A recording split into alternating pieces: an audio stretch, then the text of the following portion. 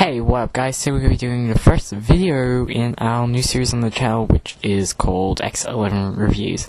It's a monthly review show on the channel where I review a random game from my selection of games. So, today we'll be checking out and reviewing the Sims 3 base game. Why make a review of a game 4 years after it's released? Because I'm weird and bored, so deal with it. So, when you load up the game, you're presented with the loader. This is a standalone program that lets you manage updates and patches and expansions and DLC for the games. It's pretty decent, gives a nice way to manage all the expansions and custom content from the store, and the exchange, not what The Sims do, which is slightly annoying. So, when you click the nice big arrow for play, you're presented with the usual EA and Maxis logos. Following that, you're presented with a content ideable video of some stuff you can do in The Sims 3, although not all of it you can actually do in the game, which is slightly annoying. Then a loading screen, which brings my first complaint of the game. It takes too damn long to load the game.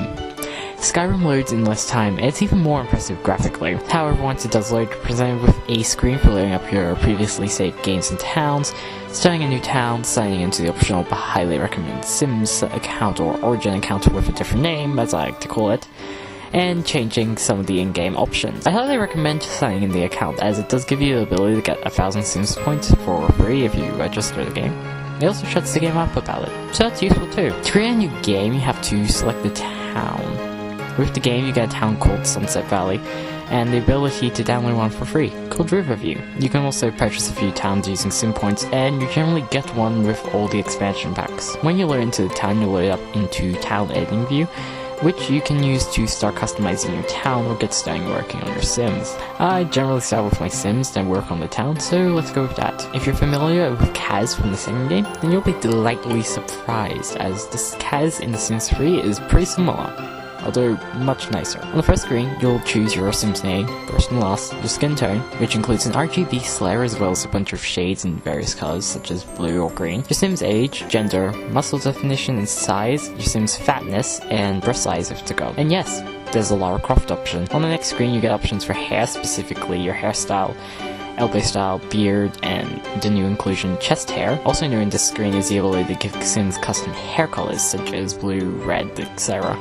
and even control over roots, highlights, and tips, which is a pretty nice touch. Up next you have the body tab, which you can choose your face, lips, nose, eyes, beauty marks and freckles, makeup, and tattoos, which works pretty nicely with options for layering, opacity, color, size, and positioning similar to the body hair options. Following that we have the clothing options tab, where you have a few nice options. You can now customize shoes and accessories such as glasses and watches per outfit. Also, for everything other than everyday's clothes, you can now finally choose a separate top and bottom, which is a nice touch. The last tab is your personality tab, which has stuff such as your sign, as well as the new traits and lifetime wish features. With traits, you can pick a bunch of traits such as clumsy, good, flirty, etc., which can affect your Sim in-game. For instance, if they're flirty, they go bad when trying to seduce someone. You also have lifetime wishes, which are 6 things that your Sim wants to do by the time they die. You can choose one, and the other 5 are chosen by random selection based on traits. If you succeed with those, you get a nice amount of lifetime reward points, which are effectively let you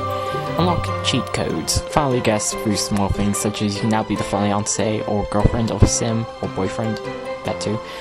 You can have twins of Sims, and you can be a young adult. So next up you get into the actual town, which is one of the cooler parts of The Sims 3. The town is now an open environment. This has a few advantages. One is there's no loading times between areas of the town.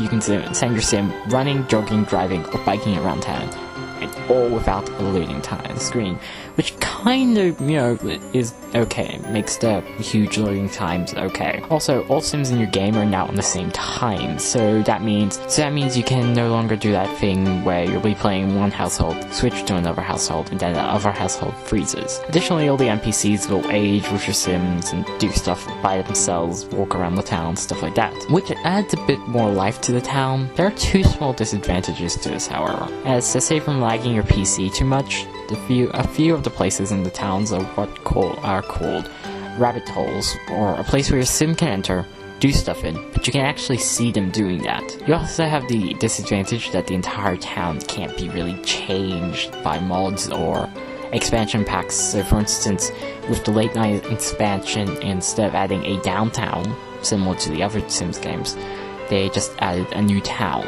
itself. Although these are both very small downsides in the grand scheme of things. Also, the town's a lot livelier in The Sims 3, with various other Sims going on dates or walking around and stuff. Also, an interesting feature of The Sims is that your other families will continue to work through everyday life while you're playing. This makes it easier for Sims to meet up, as well as adding a sense of realism. There's something endearing about looking over the town and seeing why your Sims has a girlfriend or got a promotion while you weren't watching. It just makes them seem more like real people. However, if you're the type of person who doesn't want this, autonomy can be disabled or at least lowered, either for all Sims or just a selected Sim. Additionally, the game is a lot social. As I mentioned earlier, the game prompts you from the beginning to sign into the game's social networking site through your Origin account, where you can then, like every social network ever, add friends, create posts either in-game or through your web browser. In-game, however, you can also make posts of events that happen in the game, called memories. Speaking of which, there are not memories in the game, but don't get too excited. Memories can and do occur from anything and everything. Like the time they got their first kiss, or not their first kiss, or when they met someone, burnt food, got a job, etc. And you can go look at all of your memories you have in the scrapbook, which lets you delete or keep them, and take a look at them and the screenshot that goes with them, as well as share them later if you want to. Now let's talk about adding additional content to the game. Officially from EAM Access, there are 10 expansions. World Adventures, which let you travel around the world completing quests which have been likened to RPGs. Ambitions, which gives a bunch of new professions which you can actually be interacting with, which is a lot nicer than the rabbit hole ones. Late Night, that gives you a quote-unquote downtown, but not really, since it's a complete new town, as well as celebrities and vampires.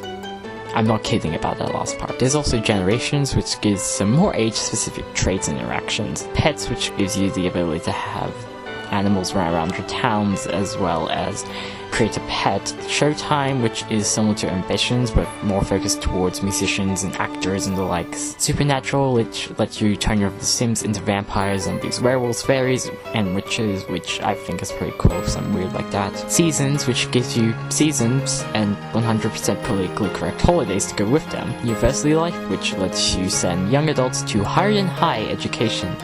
And the newest yet-to-be-released expansion pack called Island Paradise, which is pretty much Island Paradise Manager 2014. Nerdcubed fans will get that joke. There's also the stuff packs high-end loft stuff, fast lane stuff, outdoors life stuff, town life stuff, Master Suite stuff, Katy Perry's sweet treats, don't get that ever, Diesel stuff, 70s, 80s, and 90s stuff, and the yet-to-be released movie stuff, which kinda annoys me because it's just movie parodies, not actual movie equipment. Finally, you can also get the town packs, which includes a new town and stuff to go with it, and they are Riverview, Barnacle Bay, Hidden Springs, Luna Lakes, Lucky Palms, and Sunlight Tides, Monte Vista, which is pretty much Assassin's Creed, so I won't forget it too much, Aurora Skies, and Dragon Valley. Also, similar to the last game, you can get a bunch of mods and content from sites such as Mod The Sims and The Sims Store and the Exchange. So, is The Sims 3 still worth buying, especially with Sims 4 coming out sometime next year? Yes.